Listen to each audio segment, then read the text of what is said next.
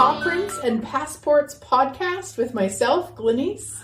And me, Rodney, hubby, as I'm well known as. So this show is all about what we've learned over the last year of pet and house sitting full time. So, hubby, what have you learned? Well, I don't know where to start. I've learned so much. There's a lot to be learned in this traveling and living so small. But I guess it's the downsizing when we first decided we were going to do this. Because we hadn't decided to do it. We were going to wait until our cat had passed on and whatnot. And that happened sooner than we expected. By 10 years. Yeah, and she knew that if we didn't, I would have had another couple of cats in house. So we decided to do it. And the downsizing, now I'm downsizing my own personal stuff from a fairly large workshop. So I had to get rid of all my tools. Well, I didn't have to. I could have stored them, I guess. But I wanted to get rid of them. I'm getting older and I'm thinking, someone's going to have to get rid of all this stuff eventually. And I don't know if I need all of it. So if I left it for her to get rid of, the scary thing is she would have sold it for what I told her it cost.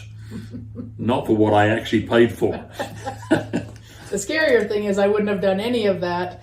And it all probably just would have been donated. So what I did was I just went on Facebook Marketplace. And I would do a few things at a time. And I would bundle things together like... I had a rock tumbler and a bucket full of petrified wood and some other stuff. I put that all together and just sold it for $50. And everything went fast because I was selling it at a really good price. I wasn't trying to make a fortune on them. I just wanted to get a few dollars back. So if I did decide to stop this lifestyle, which I don't think I'm going to now, but I'd have some stuff to go back to. I could buy tools and whatnot. So the downsizing was the big thing, and boy, do I feel better now that I've got rid of all that stuff. I don't have things cluttering up my life anymore. That's it. It's just all in a car and away we go, and a 10x10 locker. And it's one of the questions that we get asked probably more than any other question is how could you get rid of all your stuff? And it's not something I struggle with. I know it's something you struggled with. Yeah. But we got rid of our stuff, but we didn't get rid of the personal things, the little things that you want to keep, the memories and that. But I remember talking to you years ago when we first started traveling for my business and saying to you, wouldn't it be nice not to have a house to worry about like when you're traveling? Because we always had to find house sitters, and of course at the time we had pet sitters, and it was a lot of mental load traveling. And I remember saying to you once, like, wouldn't it be nice not to have any of this? Not that we would have ever got rid of our pets, but travel this way. And you were adamant, absolutely no way you needed your stuff. Now I'm talking 10, 12 years ago. And so what would you say that you shifted or changed to be able to get to where you were happy to get rid of stuff and now be with probably, 95% less stuff?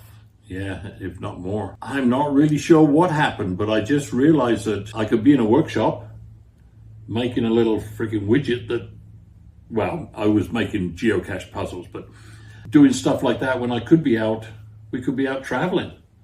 We just spent time in Texas, which we'd have never done. Nope. I'd have been sitting in my workshop. So, yeah, it kind of just dawned on me that maybe I'm not wasting my time, but just there's more out there than just going on a couple of weeks here and a couple of weeks there. Yeah. I think our priorities and our values, change as we change too, right? As you get older, you start to recognize there is an end in sight. And so then I know it's shocking, but we start then looking at what would we like? If we've only have whatever, 5 years, 10 years, 20 years left, what would we like in that time frame? And for us, travel has always been something we've been interested in, and we've done a lot over the years, but it's been very different travel than this sort of travel, I would say. Yeah, because you just fly into somewhere. It's like being on holiday. You fly into a town or a city, you tour around, and then you leave, or on a cruise. You don't get to go to the pub every 2 or 3 nights and meet a few of the locals and stuff, which I'm really looking forward to doing later on in the year at one of our sits. In the Isle of Man. Yeah, the Isle of Man. November. It might be a little bit crazy to be there in November. We'll find out. But that's when we'll be there. And it's something that we talk a lot about is what do we want to experience? because that's really how we've been choosing a lot of our sits, or the locations for our sits, is in terms of what we would like to experience. And even before we said yes to the Isle of Man sit, there were some sits available in Australia at the same time, which would usually be a big yes for me. But when we were talking about it and looking at what we wanted to experience, it sounds funny, but we've experienced living in Australia because we went, I think it was in 2015, we went for 3 months. Yeah. And so we truly lived there. We were in the same place for 3 months, the same house. And then we've been there various times since. So I feel like in terms of experiences, I've got that one. But well, that little piece of Australia, it is a big country. That is true. That is true. And even though we've traveled to England many times, and hubby, was born and raised in England, I personally had never felt like I'd had an experience of living in England, where you're in the village and there is a pub down the road and you take the dogs for a walk and everybody's, saying hi and that sort of an experience. And that's what got us to say yes to that one. Actually, it's because there's a fish and chip shop down the road. That's the truth. It's kind of true. It's kind of true. Yes. So I learned a few things over the last year. Obviously, you learned stuff too. So give us your best shot. Well, I learned, and it's going to sound funny, but I learned that you don't know until you try. Well, that's true. And what I mean by that is that, we had 3 dogs in Kansas, very small dogs, sweet, sweet dogs. And their fence, they were so small that a couple of them could actually fit through the fence, the slats of the fence. And so we actually had to put them on leashes to go outside to pee.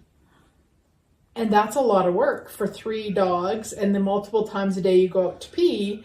And so what I learned was I would really rather have sits where there's space where I can just open the door and the dogs can safely go out to pee in their yard, rather than having to leash them up every time, because it's just a lot. And especially if it's 5 a.m. and they're in a race to get outside and there's all the mixing up of the leashes, and so stuff like that where you can't just sit back and look for the perfect sit, because you don't know what that is for yourself until you try these things. Like even the sit that we had in December, when I originally booked it, when I applied for it. And so this is what you do on the platform we use, which is Trusted House Sitters, is you'll see a sit, and if you are interested, you apply for it, and then they choose from all the applications. So when I originally applied for that one, it was because I thought you were going to be on your own. I had some family stuff going on, so I kind of thought I was going to be with my family, and hubby would be needing to be on his own at this sit. So I was looking for 1 cat, maybe even 2 cats, but a very simple sit, which I found in Edmonton, 1 simple. cat and just a small apartment. And what ended up happening is that I didn't need to be away. So hubby and I were both at this sit, and it was very small. The living room, kitchen, storage was all in the one area. There wasn't even a table like to eat at, to do my computer work at, nothing. And so there was a Safeway across the road. So sometimes I would go over and sit in their Starbucks and work at their table. So it really reminded me that when we apply for sits, that we get ones that have space, because I like a lot of space. Hubby likes a lot of space. And especially when I'm working, I need space. I need a door where I can close to keep the animals out. Oh, yeah, right. It's because I'm noisy. That's the truth. It's true. Yeah. Yep. So we didn't know that until we knew that. Even I would say, like, this might be funny for some people, but beds for you and I to sleep together in anything less than a king bed, we don't have good sleeps. We love king beds. We're happily sleep together in a king bed, but anything less than a king bed, we actually need 2 separate beds. I still only get that much.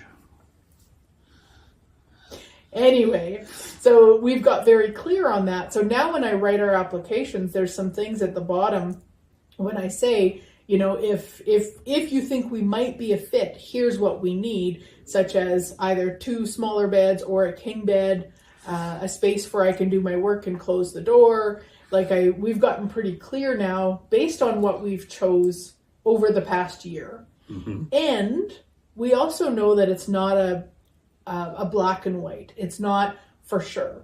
Because we've got a sit coming up in Edmonton that I don't actually have a workspace. And I know a couple things. One, Edmonton is, you know, Rodney has family there and he can go when I've got work to do. Like it's a different sort of a situation than if we're in a city where you know nobody and, you know, we're going to be together all the time. So we learn these things, but it doesn't mean we'll never do them.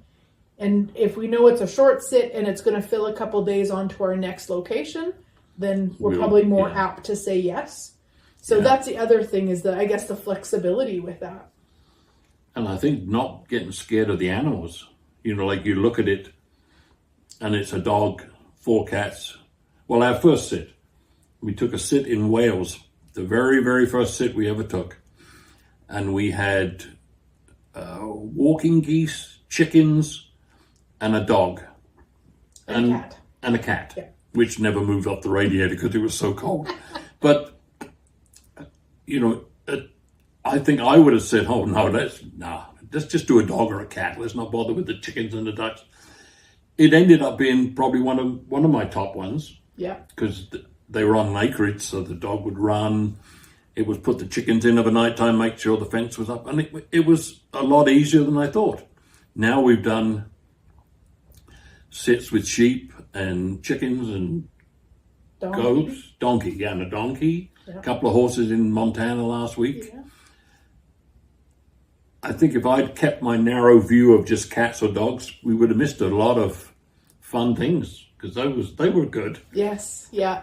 And I would say the only thing that I'm not willing to change just yet would be reptiles. Yeah, I'm on there. Because I was just talking to, I guess my dad asked me the other day, and I said, people who have reptiles often, of course, love them as we do our cats or our dogs. And so there's a lot of interaction and holding and sometimes petting. And, you know, I know that if I went into a sit, I wouldn't actually do that. No. And to me, that's not fair then to that animal. So it's not that I think people shouldn't have them. Hey, you do you. I just know we're not going to do that just yet. Who knows? I mean, I can't see it, but you know, let's not say no. That 2 month sit in Hawaii. Okay. So for any of you who are interested in this, we use the platform called Trusted House Sitters. We do have an affiliate link above, below, wherever it might be, and you can find it and you will receive 25% off using that link. I hope you enjoyed this podcast and come back and you can find it on one of your favorite platforms, including YouTube video. Our next episode will be all about how to get started pet sitting. Whoa! I've got to get that one. I know. I better not miss it.